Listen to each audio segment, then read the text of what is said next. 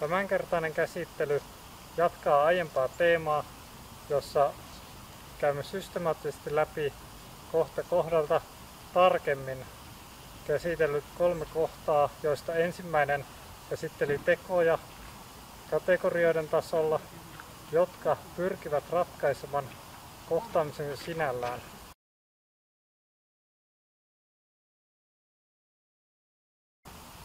Ensimmäisenä otetaan käsittelyyn iskiä, jossa seuraava variaatio ilmenee.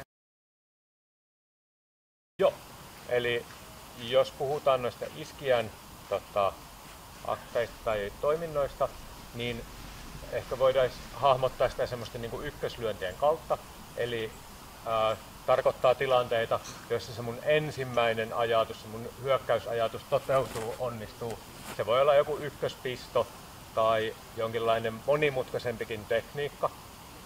Usein ne on toki sellaisia, että hereillä olevaa vastustajaa vastaan se ei niin helposti onnistu, mutta jos vastustajalla vaikka keskittyminen herpaantuu, katse siirtyy muualle, varoasento hajoaa, niin sitten tällaisella iskijän teolla pystyy helposti ratkaisemaan tilanteen, eli silloin se ykköslyönti voi onnistua. Eli jos Niko vaikka tiputtaa miekan, niin mä voin lähteä hakemaan sieltä sitä ykköslyöntiä helposti. Tai muuten tekee jotakin kummallista. Joo. Sitten meillä oli myöskin toinen kategoria tässä, joka oli se, että se onnistuu se iskijän teko jollain tavalla niin kuin, asiallisesti, mutta ei muodollisesti.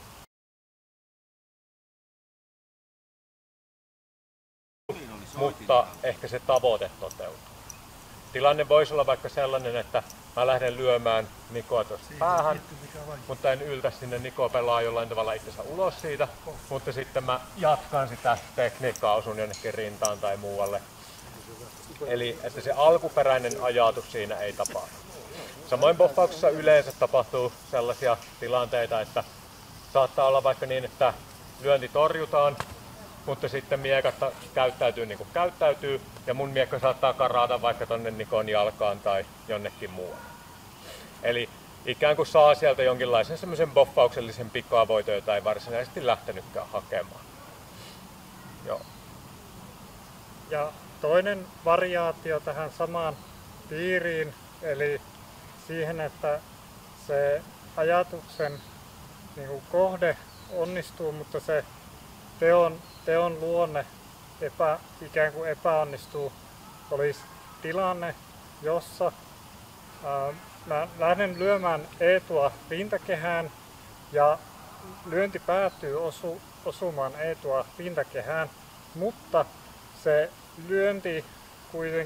lyönnin toteutus epäonnistuu esimerkiksi liukastumisen vuoksi seuraavalla tavoin.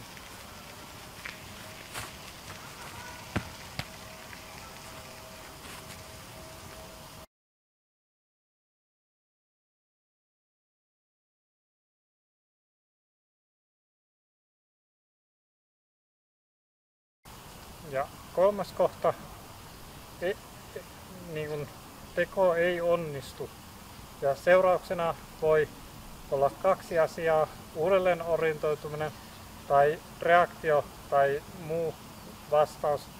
Ja uudelleen orientoituminen käsittää tapahtuman, esimerkiksi jossa yritän lyödä Eetua päähän ja olen niin varma toiminnan onnistumisesta, että menetän orientaationi hetkeksi käsittäessäni, että Eetu torjuu lyöntini kaikesta huolimatta yllättävällä tavoin.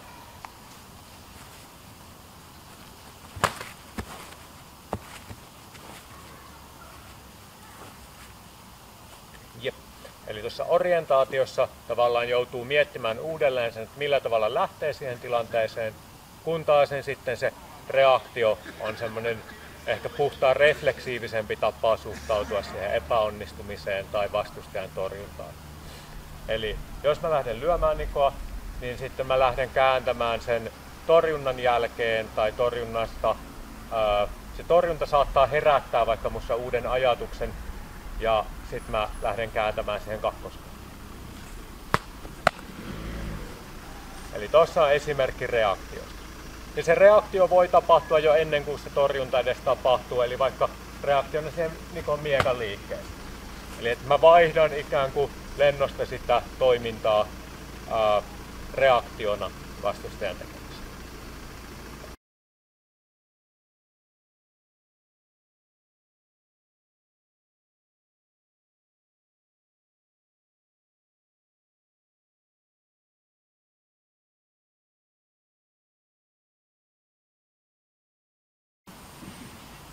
Eli ottaja, eli torjunta, niin tässä käydään eri variaatioita läpi siitä, että miten torjuja voi jo sinällään muodostaa ottelun ratkaisun. Ja sen kannalta oletamme, että tämän kuflerin kupurakilven toimivan ottelutoverina, joka toimii esimerkkeissä eri tavoin.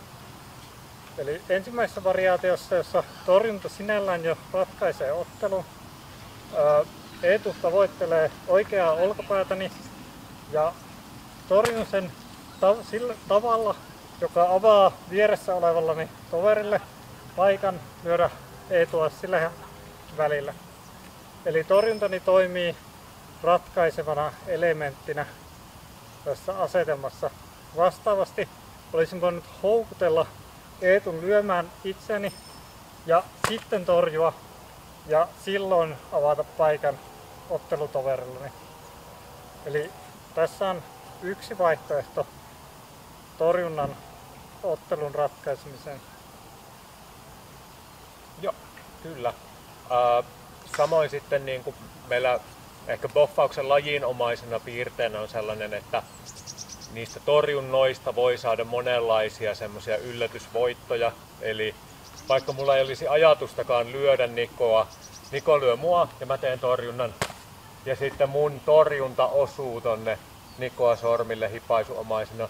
Monissa muissa miekkailulajeissa tätä ei laskettaisi osumaksi, mutta meillä tietenkin boffausmiekkailusäännöillä se on jo osuma itsessään, vaikka se mun intentio olisi vaan torjua.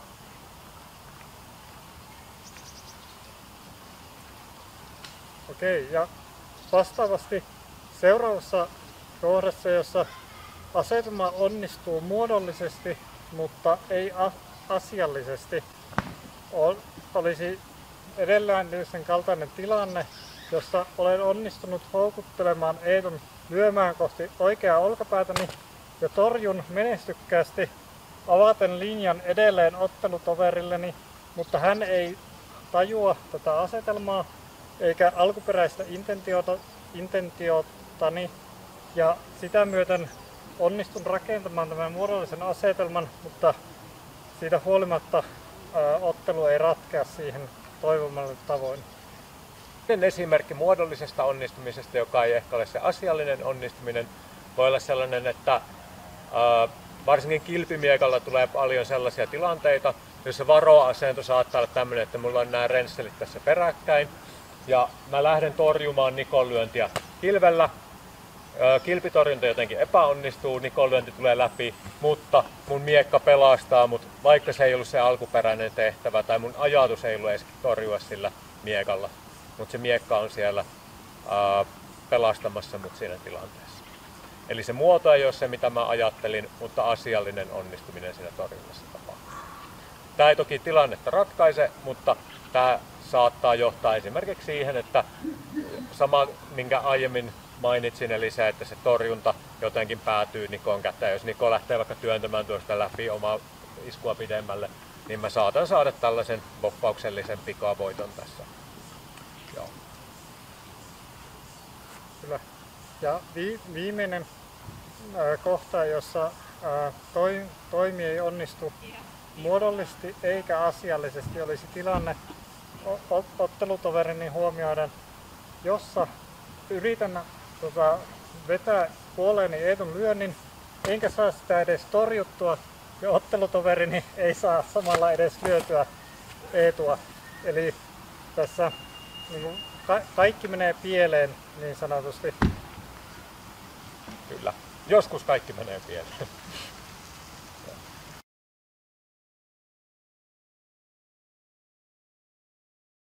Sitten olisi tarkoitus puhua tuosta kolmannesta kategoriasta, eli niistä provokaatioista ja nimenomaan tilanteen ratkaisevista provokaatioista.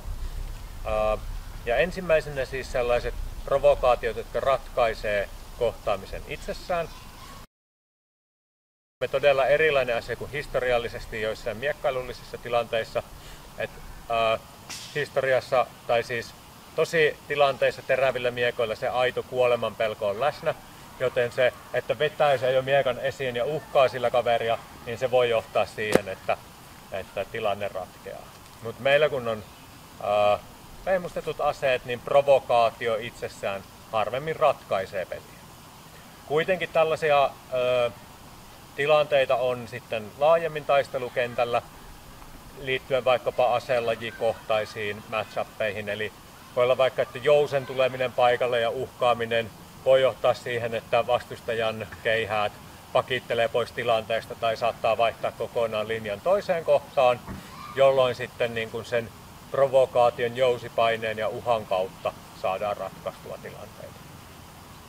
Samoin sitten meidän lajissamme ehkä semmoinen niin kuin provokaatio, että annetaan vastustajalle paikka lyödä ja sitten paljastuukin, että se oli ovella ansa meiltä, miinotimme sen paikan, niin sellaista niin kuin ehkä voisi nähdä tällaisena tilanteen ratkaisemisena provokaation kautta.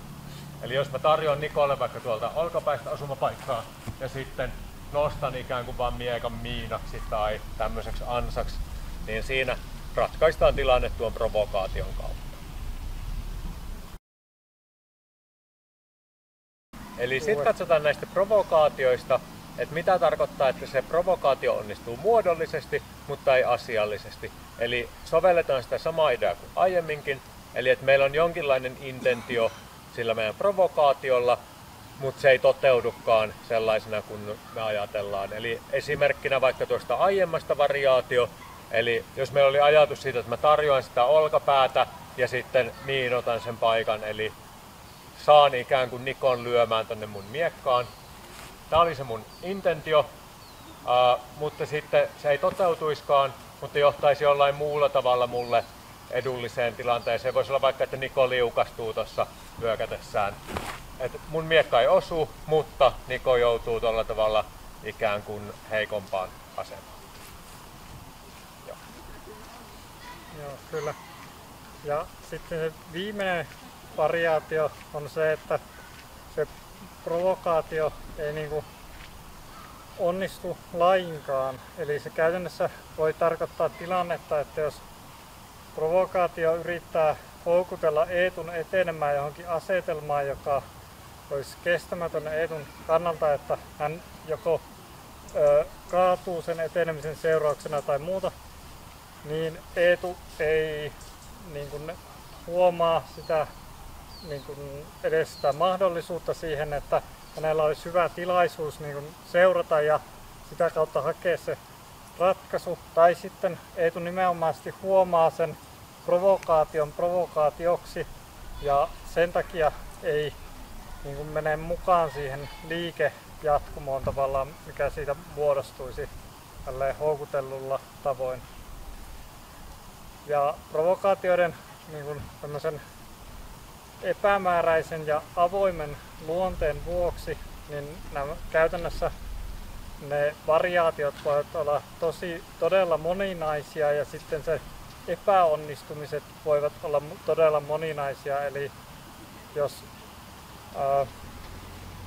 pieni käden avaus, joka yrittää luoda linjan Eetulle lyöntiä varten, niin sen epäonnistuminen totaalisesti oli se, että Eetu ei huomioi käden avausta tai Eetu nimenomaan huomioi sen ansaksi ja sen johdosta ei mene siihen, tai sitten Eetu menee siihen, mutta tavalla, jolloin hän on varmistautunut provokaation jatkoon.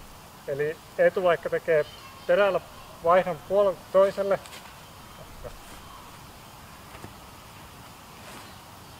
ja sitä kautta menemällä provokaatioon mukaan, siitä huolimatta provokaatio epäonnistuu, koska Eetu on tekniikkapuulla korkeammalla tasolla, olettaessani Eetun menevän provokaatioon tekniikkapuun ensimmäisen tason mukaan, mutta hän jo valmiiksi toisen tason intentioiden avulla orientoituu asetelmaan.